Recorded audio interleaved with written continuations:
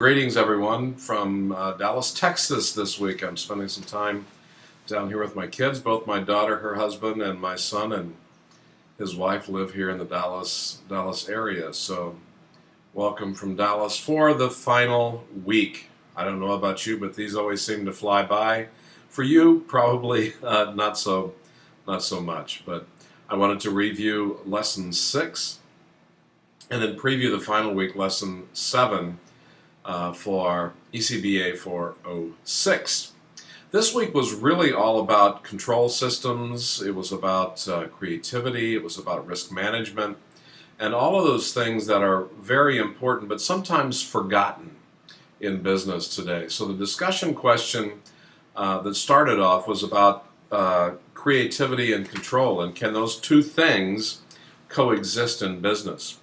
And sometimes you may, depending on where you fall on this, whether you are an analytical type of person or you're very creative, you may have people who frustrate the fire out of you because they may be that creative type of individual who says, why don't we do this? Why don't we do this?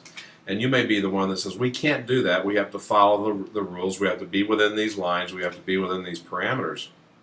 And so the question about creativity and control is really an important one. And those companies, for example, who are too heavy in control may not be as innovative as they should be going forward. Those companies that may be too focused on creativity may forget to run their day-to-day business. And so that's the real challenge in creativity and control, and that was really the reason for the question this week in that area.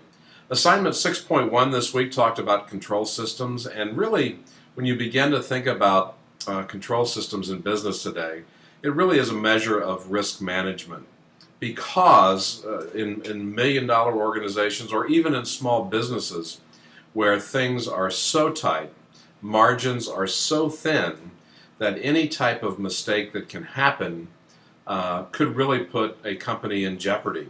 And so risk management or control systems are very important to make sure that you focus on those things. And the readings this week gave you some ideas on some different types of control systems. And then the submission for the course project this week on the training program was really about finance, but it was about finance and risk as well. So everything kind of tied together this week around that topic.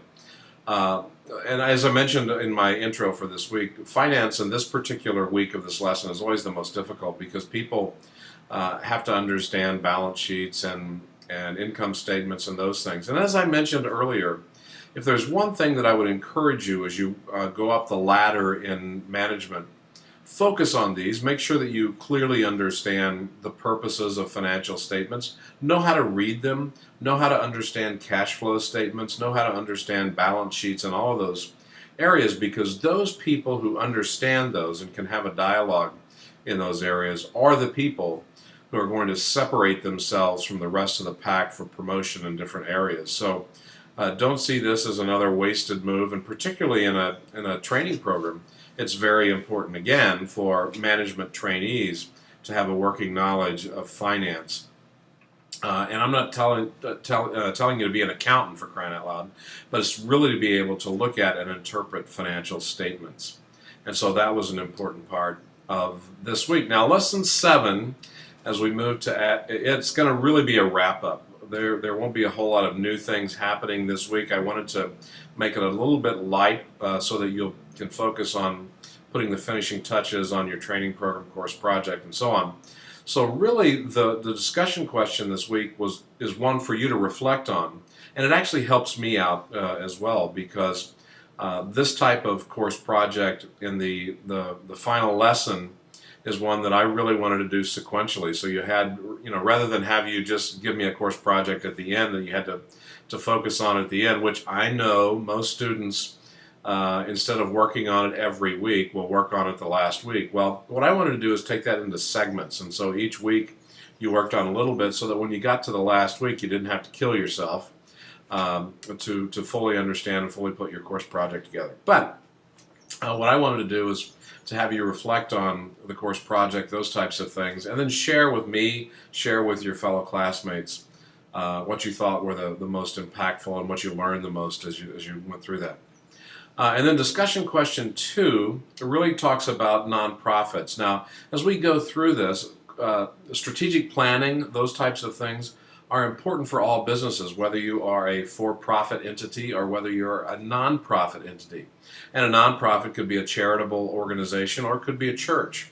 And one of the frustrations that I've had over the years, and I'll be real transparent here, is that I've been part of strategic planning emphases for nonprofits, and I've tried to help them out. I've tried to help churches out in those areas. And somehow they just don't think that it applies to them.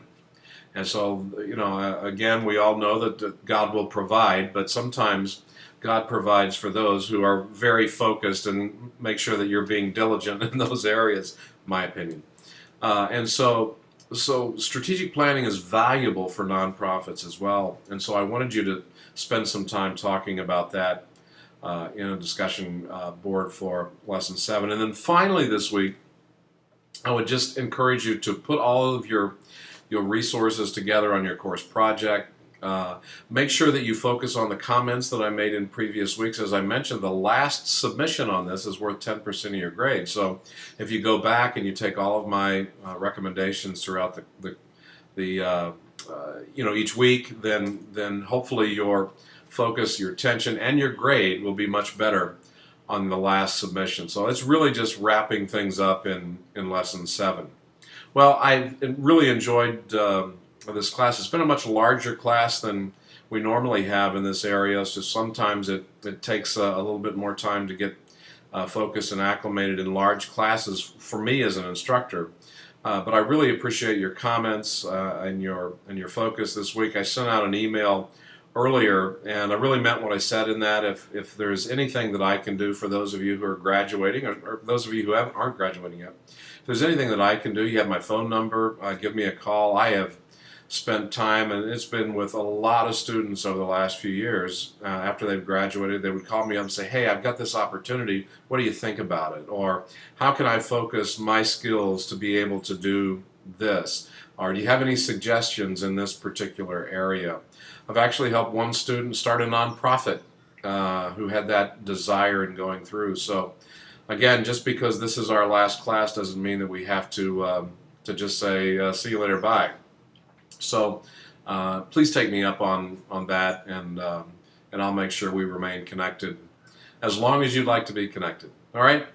Hope you have a great week. Again, thanks for your focus and attention over the last few weeks. And for those of you who are graduating, again, congratulations. For those of you who are graduating shortly, maybe in the next couple of subterms, hang in there. All right? Talk to you soon. Bye.